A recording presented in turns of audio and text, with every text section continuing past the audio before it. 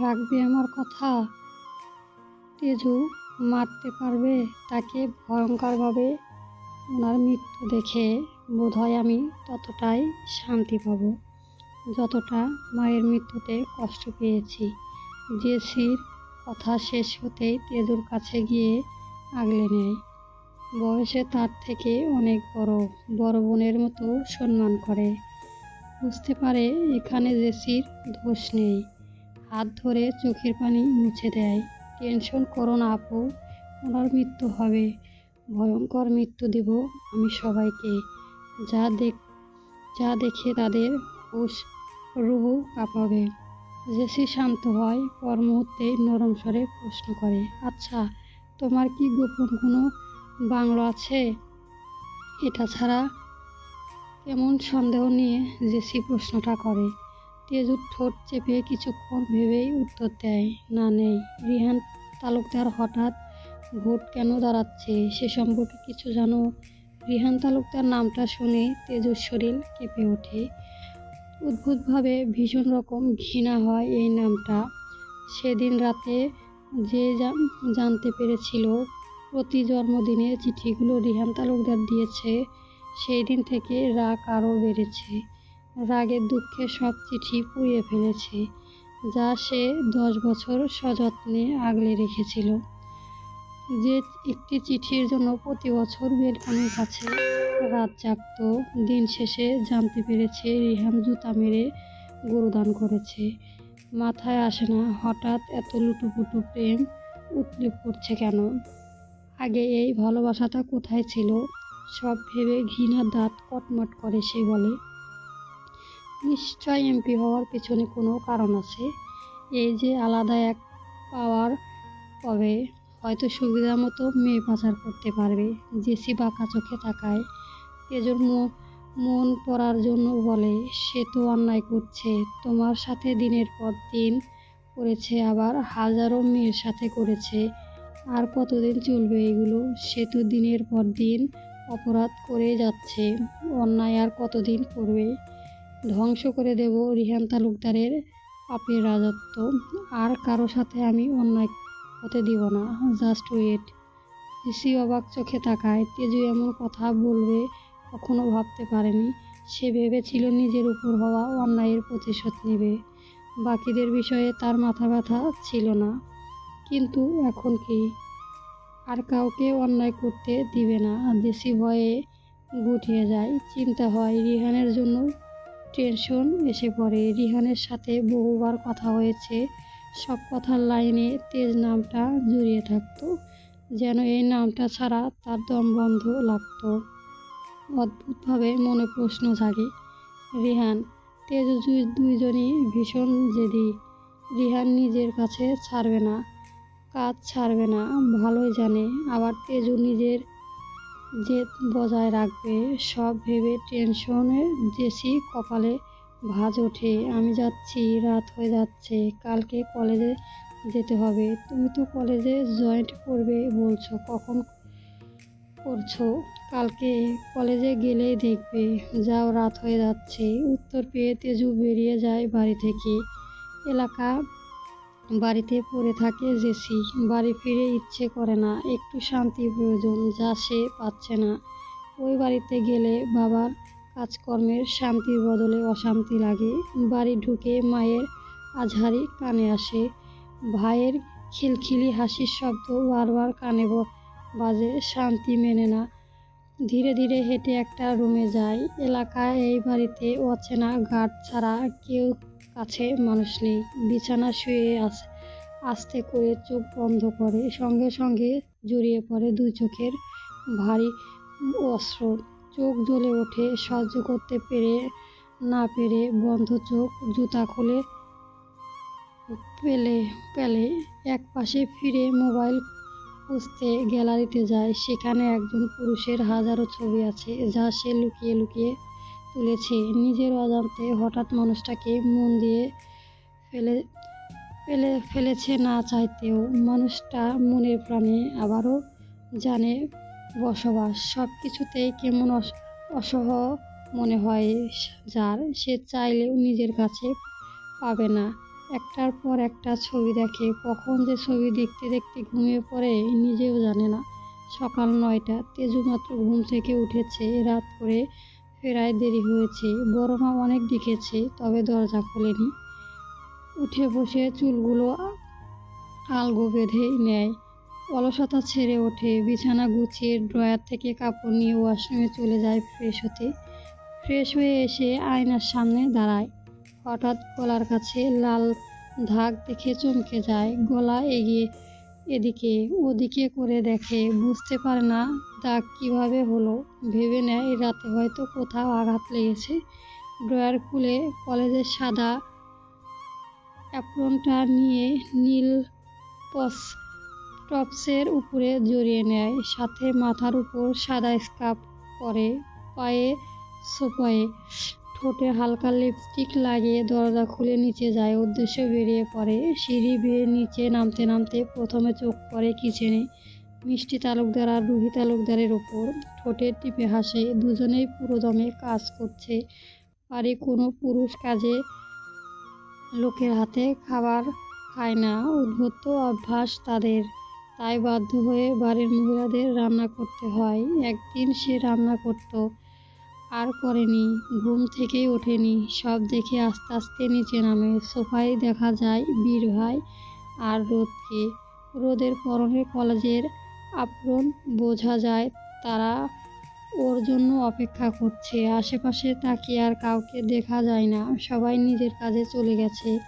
টেবিলে এসে তেজু আরাম করে বসে। কিচেন থেকে রুহি শাড়ির আঁচল কোমরে গুজতে গুজতে আসে। তেজু আর চোখে দেখে পাউরুটিতে জ্যাম লেপিয়ে শান্তিতে মুখে দেয়। অলক্ষীর মুখ পুরি, কয়টা বাজে? ঘুম থেকে উঠেছিস? আমাদের কি কাজের মেয়ে পেয়েছিস? অ্যাপ্রন ফুল। সকালের নাস্তা কাজ আমরা করছি, এখন দুপুরের খাবার কাজ তুই করবি। কোনো কলেজ যেতে পারবে না। কথাগুলো বলতে বলতেই রুহি এসে তেজুর পাশে দাঁড়ায়। জ্যাম লেপানো পাউরুটি পানি দিয়ে গিলে ফেলে। পিছনে চোখ টেনে দেখে বীর ভাই আসছে। আস্তে করে চোখ দিয়ে ইশারা করে যেন কিছুই না বলে। তেজু ইশারায় বিট থেমে যায়। ফার্স্ট নিজের মুখ সামলাও বড়মা, নয়তো মুখ কিভাবে বন্ধ করতে হয় আমার জানা আছে। আর কি বলবে? তোমাদের কাজের মেয়ে পেয়েছি কিনা? কাজের মেয়ে কি আছে তোমাদের সংসারে? তোমরা সামলাচ্ছ, আমার কি? শোনো, আগের দিন বাঘে খাইছে। আমার খাবার নিয়ে প্রবলেম থাকলে বলো, কাজের লোক রেখে দিচ্ছি আমার জন্য। বান্দি কাজ আর করতে পারবো না। অনেক তো চালালে, এবার সব ভুলে যাও। আর হ্যাঁ, আজ থেকে যেন ৯টার আগে আমার দরজায় নক করতে না দেখি। ঘুমের ডিস্টার্ব করলে একদম হাত ভেঙে দিব। কথাগুলো বলেই তেজু উঠে যেতে চাইলেই রুহি স্কার্ফ ধরে টান মারে। স্কার্ফ টান পড়ায় গলার কাছে পিনটা গলার মাঝে ঢুকে যায়। সঙ্গে সঙ্গে তেজুর ব্যথা শব্দ রোদের মৃদু কেঁপে ওঠে। রক্ত চোখে বড় মায়ের দিকে তাকায়। কিছু বুঝবার আগেই বড় মা গুজে রাখা শাড়ির আঁচল গলার সাথে পেঁচিয়ে ধরে। কঠোরভাবে বলে ওঠে, বলেছিলাম আগেই শুনিসনি? কেন সহজে শরীরে হাত দাও? মনে আছে আমার এই হাত ফুটন্ত তেলের মাঝে চুবিয়েছিল? ঠিক সেইভাবে আমার শরীরের উপর এই ওঠা। তোমার হাত ফুটন্ত তেলে চুবাবো যদি আর একবার বলতে হয় আমাকে আগে। সেই সহজ সরল তেজু ভাবলে ভুল করবে। তোমার জন্য এই তেজুর মনে কোনো মায়া নেই, তাই তোমাকে মারতে হাত কাঁপবে না। Mind it. কথাগুলো বলেই রুহির হাত ঝাড়া মেঝে ছেড়ে দেয় তেজু। নড়বড়ে রুহি এক দৃষ্টিতে তেজুর এমন কঠিন রূপে তাকিয়ে থাকে। গলা ব্যথা করে অনেক আঁচল দিয়ে চেপে ধরার কারণে। যেতে যেতে তেজু সিঁড়ির কাছে দাঁড়িয়ে থাকা রিহানকে দেখে। রিহানের দৃষ্টি তার দিকে নিবদ্ধ, কেমন নির্লিপ্ত চোখে তাকিয়ে আছে। মাঝে একবার বড় মায়ের দিকে অসহায় চোখে তাকায়। তেজুর দৃষ্টি তার এড়ায় না। রিহানের সেই অসহায় দৃষ্টি তেজুকে কিছুটা শান্তি দেয়। সে জানে রিহান তালুকদার মায়ের সাথে যতই কঠিন আচরণ করুক দিন শেষে ভালোবাসে। আর সেই মায়ের কষ্টতে কত কষ্ট একটু হলেও পাবে স্বাভাবিক। সব দেখে রিহান দীর্ঘশ্বাস ফেলে রুমের উদ্দেশ্যে হেঁটে যায়। পার্টি অফিসে যেতে হবে, কাল বাদে পরশু ভোট সামনে। ভেতরে ভীষণ ভীষণ দ্বন্দ্ব আছে। মায়ের শান্তি দেখে কিছুটা খারাপ লাগে, শাস্তি দেখে কিছুটা খারাপ লাগে। কেন যেন মনে হয় এইসব মা ইচ্ছে করে করে নেয়, কেউ করাচ্ছে এইসব। মায়ের ব্যবহার না এইগুলো যদি ইচ্ছে করে করতো তাহলে সে নিজে কখন গলা টিপে মেরে ফেলতো। গাড়িতে বসে আছে রোদ, তেজু, বীর ড্রাইভ করছে। ওদের কলেজে নামিয়ে তারা ফাদারের কাছে যেতে হবে। যাবে গাড়ি মিররে স্পষ্ট তেজুর প্রতিচ্ছবি দেখা যাচ্ছে। যায় বাইরে তাকিয়ে তেজু অচেনাভাবে কিছু ভাবছে।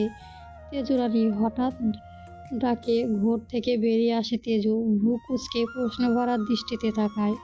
বীর দুষ্ট হেসে রোদের দিকে তাকিয়ে বলে, হারে বল ফ্রেন্ড, ফুলের ভাই অরণ্য ছেলেটা কেমন বলতো, রোদের সাথে মানাবে? তেজু কিছুই বুঝতে পারছে না। ফুল নামটা শুনলেই ঝট করে পুরনো কোনো স্মৃতি জেগে ওঠে। অরণ্যের কথা কেন জিজ্ঞেস করছে সে বুঝতে পারছে না। রোদের দিকে তাকিয়ে ওর মুখ লাল নীল হয়ে যেতে দেখে অবাক হয়। মনে হচ্ছে গিরগিটি ওর কাছে ফেলো। চোখে মুখে এক খুনসুটি অদ্ভুত উচ্ছ্বাস উঠে পড়েছে। এমন খুশি দেখে কিছুটা আন্দাজ করতে পারে ভালো অনেক, আমাদের রোদের সাথে মানাবে বেশ বলেই হেসে দেয়। তেজুর হাসি আওয়াজে ভাই বোন দুজনে তাকায়। রোদ ভাইয়ের দিকে তাকিয়ে দেখে বীর অল্প গাড়ি থামিয়ে পিছনে ফিরে মুগ্ধ দৃষ্টিতে তাকিয়ে আছে। হঠাৎ ভাই বোন দুজনেই প্রতিক্রিয়া দেখে তেজু একটু বিব্রত হয়। আমাকে কি এলিয়েন্ট মতো লাগছে ভাইয়া? এইভাবে তাকিয়ে আছেন কেন? নাকি কিছু ভুল করেছি? তেজুর প্রশ্ন বীর নিজেকে স্বাভাবিক করে। কথা ঘুরিয়ে গাড়ি স্টার্ট দিতে দিতে বলে, তেমন কিছু না, আসলে রোদকে মিস্টার অরণ্য চৌধুরীর কাছে দিতে চাইছি। আমার বোনটা ভীষণ ভালোবাসে তাকে, আর সে যেহেতু একলা, একটা সঙ্গী পেলে ভালো লাগবে তার। বীরের কথায় তেজু আন্দাজ ঠিক হয়। চোখ ছোট করে রোদের দিকে তাকিয়ে বলে, ভালো হবে ভাইয়া, একটা কথা বলি। বলো। 2 ঘন্টা ক্লাস করে তেজ মঞ্জিল ঘুরতে যাব ভাবছি। ভীষণ ইচ্ছে হচ্ছে নিজের বাড়িটা দেখার। আপনি যাবেন? তেজু গর্ব করে বলে, নিজের বাড়ি শব্দটা বীর বুঝতে পারে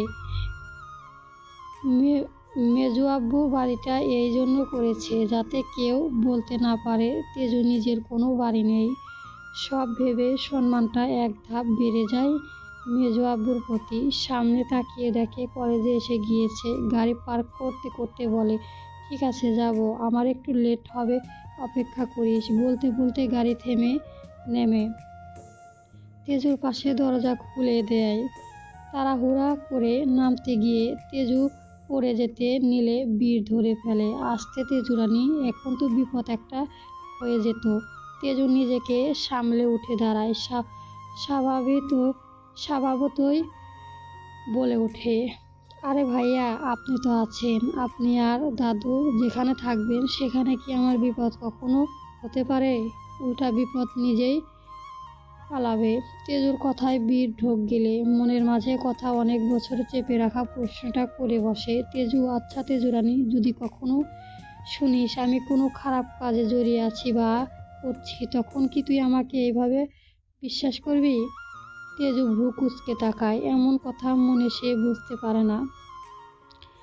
তেজু জানে বীর ভাই কোনো রকম খারাপ কাজ করে না, যা করে সব রিহান তালুকদার।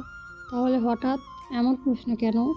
ঠাট্টা স্থির চোখে তাকিয়ে বলে, আপনার উপর আমার বিশ্বাস আছে, আপনি কখনো খারাপ কাজ করতে পারেন না। আর যদি কারো করেও থাকে তাহলে ভালো হয়ে যান, খারাপ অভ্যাস ত্যাগ করে দেন, তাহলে আজীবনে তেজুর জীবনে প্রথম বিশ্বাসযোগ্য মানুষটা আপনি হয়ে থাকবেন। তেজুর কথায় বীর ঢোক গিলে নেয়। সে ছেড়ে দিতে চায় কিন্তু পারছে না। সে যদি বের হতে চায় মারুফের জীবন নষ্ট হবে। নিজের ভালোর জন্য তো মারুফের জীবন নষ্ট করতে পারবে না। সে না হয় সারা জীবন খারাপ থাকুক। সেই ভেবে বীর চুপ থাকে। দুজনের দিকে তাকিয়ে নীরবে বলে, সাবধানে থাকিস, চলবে।